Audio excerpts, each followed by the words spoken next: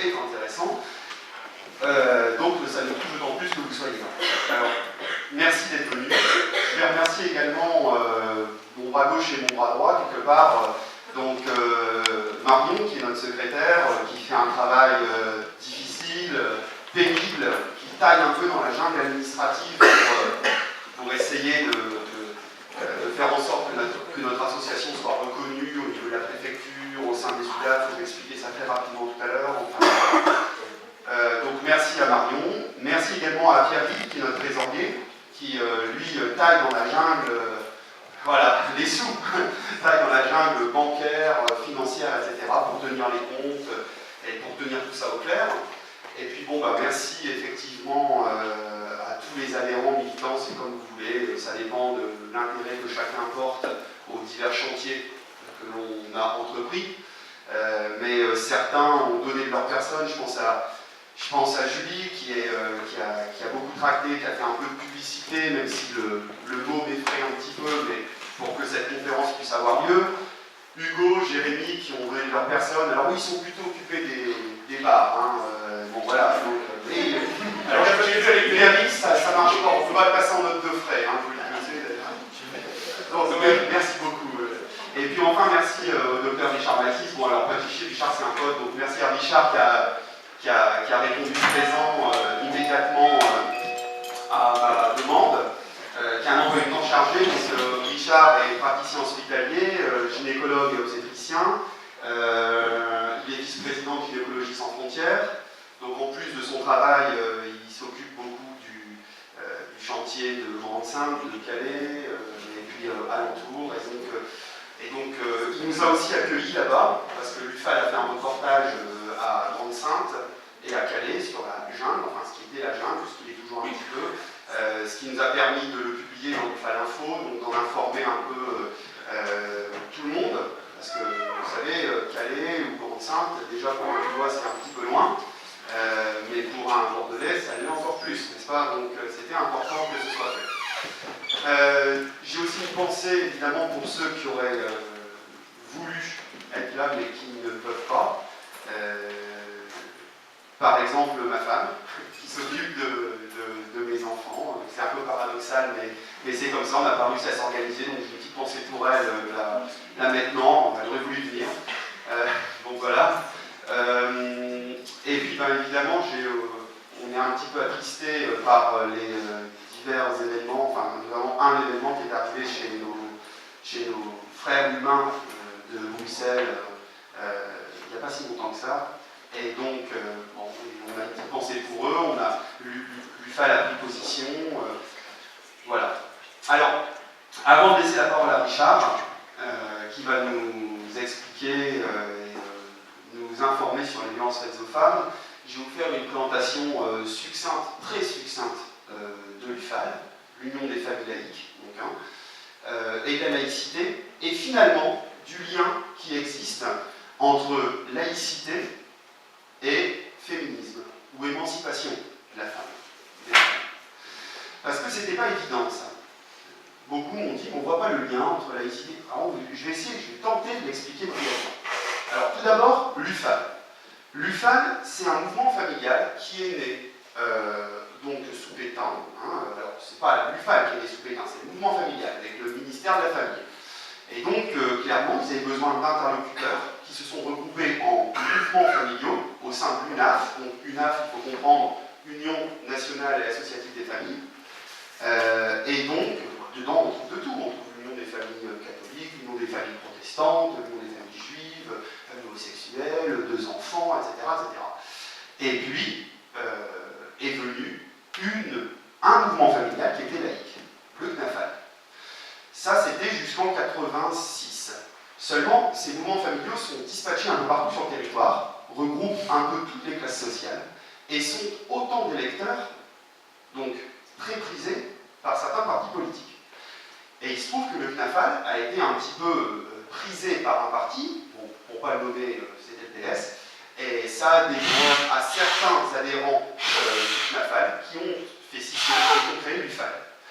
Donc quelle est la particularité de l'UFAL par rapport aux autres mouvements? Alors tout d'abord, on est laïque, ce qui signifie qu'on défend absolument toutes les familles. à fait que tout le monde des familles catholiques va défendre les familles catholiques, et c'est bien leur droit. Les laïcs défendent tout le monde, toutes les familles. Nous considérons que les options religieuses, spirituelles, ne dépendent, sont une affaire privée. Et nous essayons de dépasser ça pour pouvoir nous regrouper tous sous un intérêt commun. Donc on défend les intérêts matériels et moraux de toutes les familles, absolument toutes. Ça, c'est une première spécificité.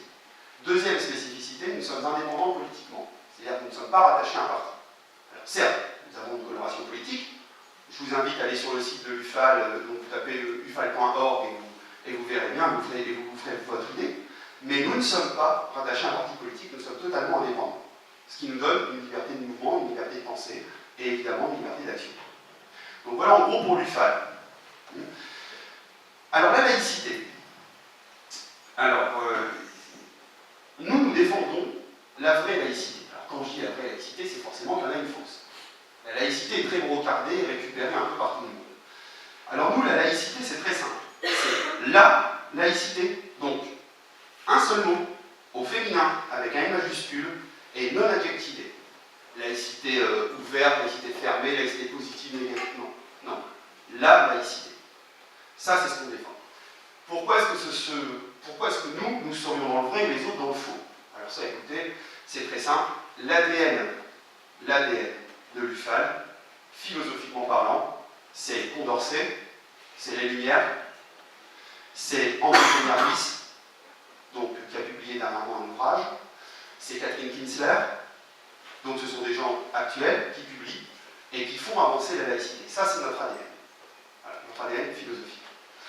Alors, évidemment, la laïcité, qu'est-ce qu'on entend par là? C'est marrant parce que quand on pose la question à Henri Pénarvis, on lui demande de définir la laïcité en 2 mots, Henri Pénarvis répond « 2 mots, je peux pas. 3, c'est possible, mais 2, non, ça je peux pas. » Alors moi, je ne suis pas Henri Pénarvis, donc je vais peut-être prendre 30 ou 40 mots pour la définir, d'accord? Et malheureusement, je ne peux pas aussi bien que lui, forcément. Alors la laïcité, je vais faire le lien avec la lutte pour l'émancipation des femmes. La laïcité, on peut la voir sous 3 dimensions. Première dimension, une dimension philosophique, un état d'esprit, un esprit. Deuxième dimension, une dimension légale, car la laïcité est aussi une loi, la loi de 1905, la séparation des églises et de l'État. Troisième dimension, qui est très importante, c'est une dimension constitutionnelle, car la laïcité est un principe républicain. Elle est inscrite dans la Constitution. La France est une république, une et indivisible, sociale et laïque. C'est un principe. Alors avant de continuer, attardons-nous un tout petit peu sur la pensée philosophique de la laïcité. C'est quelque part la séparation entre ce qui relève du particulier ou du singulier et de l'universel.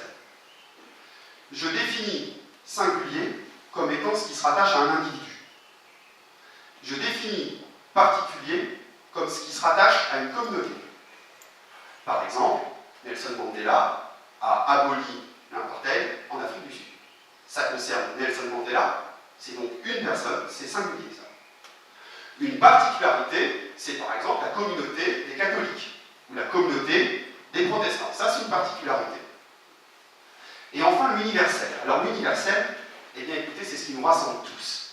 C'est ça l'universel. Et la laïcité fait la séparation. Quand je dis séparation, c'est plutôt dépasse le singulier ou le particulier pour tendre à l'universel, à rassembler. Sitôt, quand on a compris ça, laïcité ouverte ne veut strictement rien dire. Parce que c'est tout simplement ce qu'on appelle un pléonasme. La laïcité est. Elle inclut par essence. Alors évidemment, c'est bien beau, mais qu'est-ce qui nous rassemble tous? Qu'est-ce qui peut bien rassembler tous les êtres humains de la Terre? Alors je vous laisse à votre intelligence, je peux tout simplement esquisser quelques pistes là, comme ça. D'abord, on est tous mortels. Alors vous allez me dire qu'on peut croire en une vie après la mort. Ah oui, effectivement, mais ça,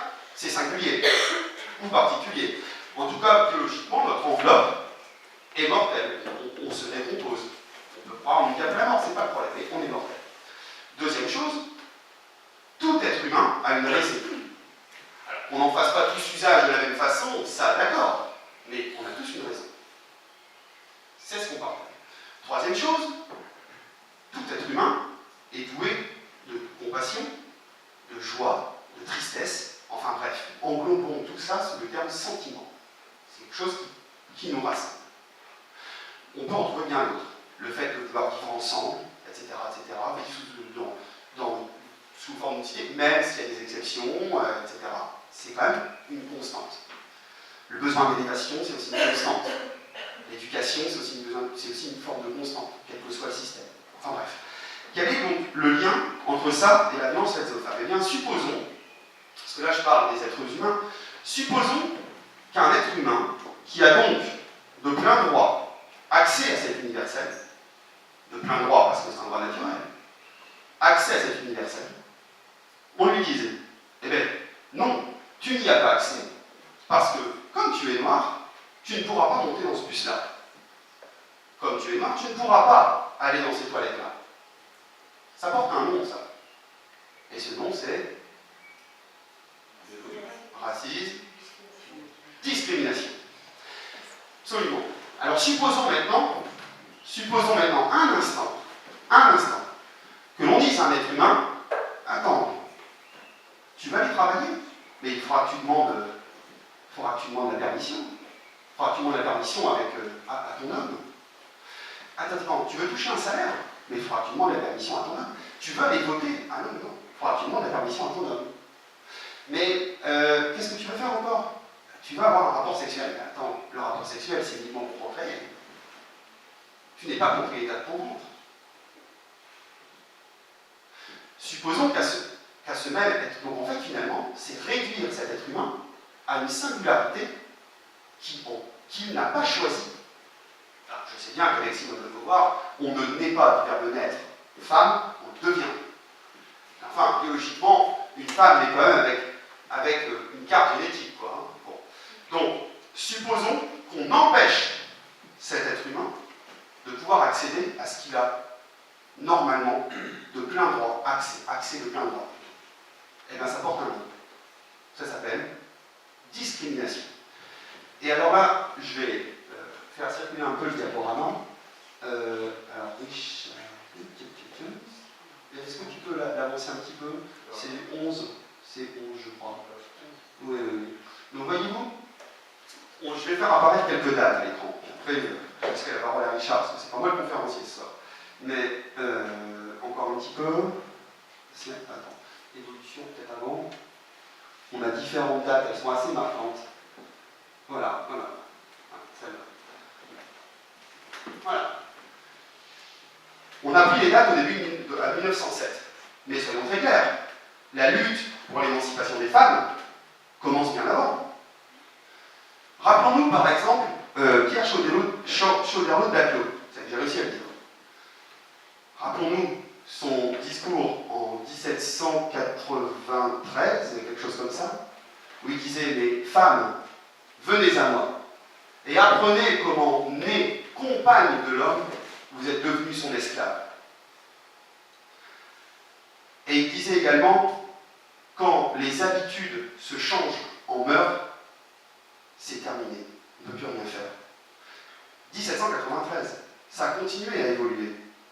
Et voyez-vous, toutes les dates, 1907, 1924, les programmes scolaires de l'enseignement secondaire deviennent identiques pour les filles et les garçons. 1924, c'était pas pareil. La loi... Ah, s'il te plaît. Merci. Donc la loi Veil qui autorise l'interruption volontaire de grossesse. 90, la Cour de cassation, merci Richard, qui reconnaît la notion de viol conjugal. Toutes ces dates, qu'est-ce qui s'est produit? Où intervient la laïcité là-dedans? C'est très simple. La loi française est empreinte d'une histoire, il faut toujours contextualiser. Et elle était empreinte d'une histoire qui faisait référence aux lois canons des monothéismes, notamment un. C'était une avancée pour l'époque, simplement il fallait progressivement s'en émanciper. Alors, Je sais, mais tout ça, ça se démontre. Hein. Il n'y a pas de problème, je vous propose une autre conférence où je vous démontre, il n'y a pas de souci avec ça. Mais progressivement, il a fallu faire sortir la loi, donc l'intérêt général, d'une prégnance, d'une sorte d'inconscient collectif également, qui était issu de notre histoire. Vous voyez? Donc, dans la lutte pour l'émancipation des femmes, la laïcité a permis de laver la loi pour la faire progresser. Et dans l'émancipation des femmes, si la laïcité a été une sorte de levier, le féminisme en a été le vecteur. Le vecteur utile. Donc voyez-vous, la laïcité c'est ça. Mais mieux que ça, la laïcité, comme je viens de vous le démontrer en première partie, elle permet de rassembler tout le monde sur des points communs. Donc finalement, elle permet de créer un universel, de rassembler tout le monde sous une fratrie qui s'appelle la fratrie humaine. Et bien ça porte un nom, ça s'appelle fraternité. Elle permet de rendre l'égalité. Cette égalité, elle est très simple. C'est simplement que les femmes sont des hommes comme les autres. Voilà. Tout simplement. La laïcité permet donc la fraternité, permet donc l'égalité en droit. Il faut aussi une égalité sociale, sinon l'égalité en droit n'est qu'une pensée pieuse perdue dans les nuages. Enfin, la laïcité, notamment à l'école, exige la neutralité, autant des travailleurs, des lieux d'exercice de la puissance publique, que des usagers. Alors, un élève, c'est pas un usager, hein, il ne vient pas à l'école pour faire valoir un droit. Il vient à l'école pour se constituer en tant qu'être libre. C'est pas pareil. Mais enfin, en exigeant une neutralité, on permet aux individus en construction de se sortir du giron familial, de se sortir de leurs habitudes, de leurs espèces d'inconscient collectif, et finalement de faire une chose qui est début du savoir, douter. Douter. Ça porte un nom, ça s'appelle la liberté absolue de conscience, qui entraîne la liberté. Vous voyez, la laïcité, c'est le ciment de tout ça. Alors évidemment, les gens pensent peut-être encore que rose, c'est pour les filles, bleu, c'est pour les garçons, une sorte d'inconscient collectif, vous voyez. Grâce à la laïcité, on en sort progressivement. On essaie. Et alors la question de ce soir, c'était, finalement, est-ce que les violences faites aux femmes sont proportionnelles, disons, sont fonction de l'émancipation que ces femmes réussissent à avoir? C'est ça un peu la question. Je ne prétends pas qu'on parvienne à y répondre, mais en tout cas, on essaye simplement, et c'est notre souhait ici à tous, de vous enrichir, que vous sortiez de cette réunion en ayant quelques moyens pratiques de déceler ces violences-là, le cycle de la violence dans un couple, et puis de comprendre que la laïcité est bien prégnante, est bien partie prenante de tout ça. Alors maintenant, je vais laisser la parole à Richard. Je vous remercie de m'avoir écouté. Richard, c'est à toi. C'est difficile. Bien, donc,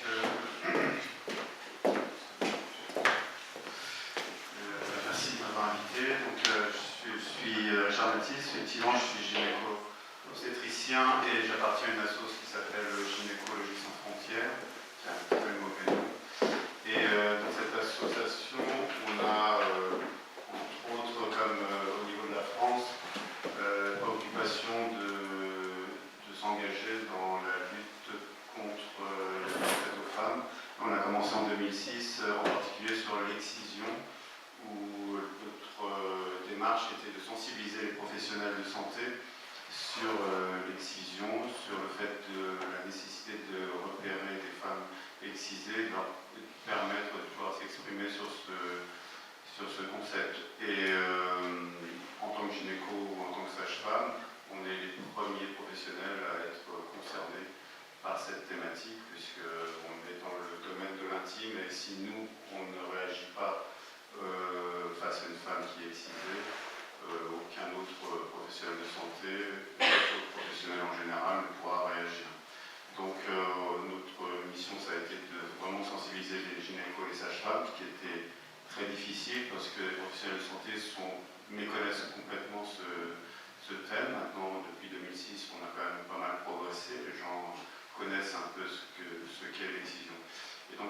de l'excision, des mutilations sexuelles féminines, on a naturellement élargi le domaine aux violences conjugales, puisque finalement c'était un peu la même problématique pour nous professionnels. On était face à une femme victime de violences, mutilatoires dans un premier temps, puis après on s'est élargi donc sur les violences intrafamiliales. Et on a un rôle en tant que professionnel de santé pour être à l'écoute de ces femmes et leur permettre justement d'être une porte de sortie, en tout cas un moyen de libérer la parole en tant que professionnel, du fait de notre profession, du fait du caractère intime que l'on a en relation avec ces femmes victimes. Là aussi, ça a été pas très facile de faire passer ce message aux professionnels en médecine et en particulier en gynéco-obstétrique, puisque les gynécos ont la particularité d'être un peu binaires, donc voilà, c'est très simple pour eux, c'est oui ou non. Donc on n'a pas fait d'études de gynéco-obstétrique pour s'occuper des femmes victimes de violences, ça ne fait pas partie de nos cours, donc voilà, c'est très difficile de les convaincre de l'utilité du devoir même qu'ils ont à pouvoir être une porte de sortie pour les femmes victimes de violences. Donc de ce fait, on a sensibilisé les professionnels de santé et donc nous-mêmes, on s'est un peu perfectionné sur le sujet et on est entré naturellement dans tout le réseau associatif de lutte contre les violences faites aux femmes. Et là, on a appris beaucoup de choses sur la démarche des auteurs, les victimes, comment ça fonctionne, tout ça. Et donc là, alors d'habitude, on fait des topos un peu axés sur le côté médical, le but étant de sensibiliser les professionnels de santé. Mais là, donc, comme on est dans un autre contexte, je ne sais pas s'il y a beaucoup de professionnels de santé ici. Qu'est-ce qui est prêt? Je suis médecin en éducation maternelle. Ah, c'est très bien. Ah, bah, c'est pas grave. Donc, voilà. Donc, là, je réoriente un peu le propos différemment par rapport à la laïcité. Et donc, je vais vous parler des violences faites aux femmes sur effectivement le rapport que cela a avec la laïcité, la liberté, l'égalité, la fraternité. Donc je vais passer la première partie, puisque ça a déjà été évoqué par Vincent, et je vais exposer en plusieurs points mon propos. Déjà, je vais faire un rappel sur ce que sont les violences faites aux femmes, et puis je vous donnerai quelques chiffres. Je vous parlerai un peu de comment ça s'installe dans un couple, dans une relation, et puis de l'utilité de s'emparer de ce sujet en tant que citoyen pour faire de ce sujet un sujet de lutte, parce qu'il faut, et j'espère que vous en serez convaincus, il ne faut pas tolérer les violences faites aux femmes, et donc il faut aller un peu plus loin et ne pas tolérer tout ce qui est le sexisme, qui sont les précurseurs de la violence faite aux femmes. Donc il faut avoir une démarche qu'il faudra continuer à essayer d'avoir. C'est pas toujours facile, puisqu'on a tellement été éduqués dans un schéma sexiste qu'il va falloir casser ce modèle et essayer d'avoir l'idée de temps en temps, attention, cette blague-là, effectivement, elle est rigolote, mais finalement, elle n'est pas si rigolote que ça, parce que ça entraîne tout un tas de processus, d'images qui s'inscrivent comme ça, qui deviennent très constantes après dans l'esprit collectif. Alors, voilà, sur l'utilité, c'est un sujet, à mon avis, qui est aussi important que le terrorisme, dont on entend souvent parler actuellement, soi-disant religieux, puisque les victimes de violences faites aux femmes sont beaucoup plus nombreuses que les victimes du terrorisme actuellement. Et je conclurai donc sur quelques propositions d'action qu'on peut mettre en œuvre en tant que citoyen. Et sur les politiques sexistes basées sur le genre. Alors, quelles sont les violences faites aux femmes? Alors, elles sont tellement nombreuses qu'on n'abordera pas toutes les violences, mais simplement les violences conjugales ou les violences au sein du couple.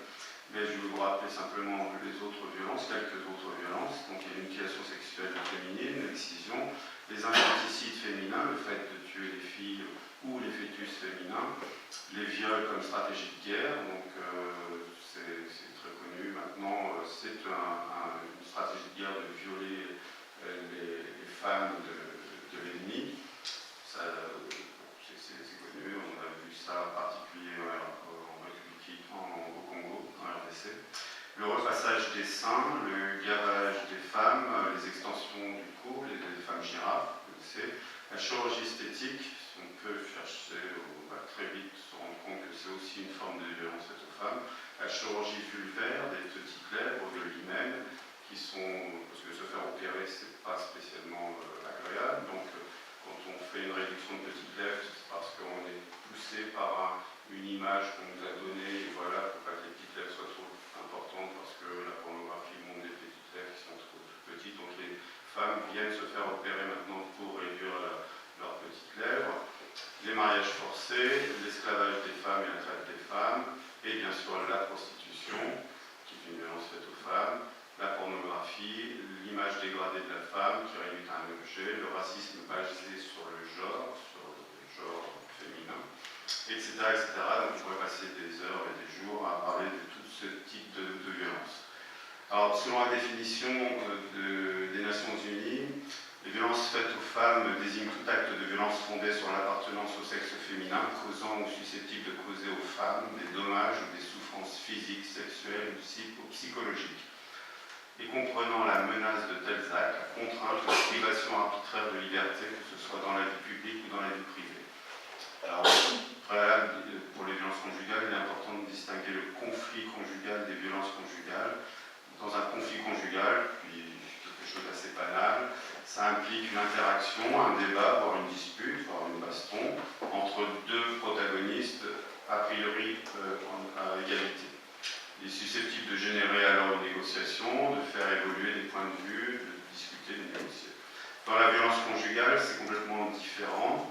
Les deux protagonistes ne sont pas à égalité. La violence conjugale génère un processus de domination au cours duquel l'un des deux conjoints installe une emprise sur l'autre conjoint. Pour cela, le dominant ou l'auteur des violences use de tromperie, de séduction, de menaces, de contraintes ou tout autre moyen qui vise à mettre sous emprise sa victime. L'objectif étant d'intimider, dominer, humilier, asservir, et pour cela, l'auteur va maintenir la victime dans des rôles stéréotypés liés à son sexe en lui refaisant la dignité humaine, son autonomie sexuelle, son intégrité physique, mentale, morale. En ébranlant aussi sa sécurité personnelle, son amour-propre, sa personnalité, voire en diminuant ses capacités physiques, intellectuelles. Et ça, on le retrouve aussi en dehors des violences conjugales, dans les violences au travail. Tout ça. On peut le voir dans le harcèlement, on a exactement un peu la même démarche. Un des objectifs premiers de l'auteur, donc du dominant, est d'isoler la proie. Et ça, vous pouvez le retrouver, donc, je dis, en dehors des violences liées sur le sexe, mais aussi dans le travail, dans la vie sociale, quand il y a un manipulateur ou un dominant. D'isoler la proie, la victime de ses proches, du domaine familial, amical, professionnel. La proie, comme ça, est affaiblie, elle est manipulable, sous emprise. Alors, quelques chiffres que tout le monde connaît, mais toujours utile de les rappeler, par l'enquête NVFF de l'an 2000, qui a été réalisée en France donc, sur 6900 femmes de 20 à 59 ans, qui disait donc que dans la relation de couple, une femme sur 10 a été victime de violences exercées par son conjoint concubin. La relation de couple est le lieu où sont perpétrés le plus grand nombre de toutes les formes de violence. Donc les démarches entreprises, c'est hélas peu de plaintes. Une victime sur 5 a consulté un médecin, d'où le rôle prépondérant des professionnels de santé vis-à-vis des victimes. On note une différence de démarche auprès de la police selon que la violence a été exercée dans la sphère publique ou conjugale. Bon, ça, ce sont des chiffres, je vais vous passer un peu tous les chiffres. En gros, il faut retenir que 10% de la population féminine a été victime ou est victime de violence. Alors, je passe les chiffres. Voilà. Une femme sur 10 un peu. Et la plupart du cas, cette violence est exercée par le conjoint ou l'ex-conjoint. Alors, la caractéristique de ces auteurs et de ces victimes, je vais déjà passer sur le fait qu'effectivement il existe des hommes victimes de violences conjugales, c'est vrai, c'est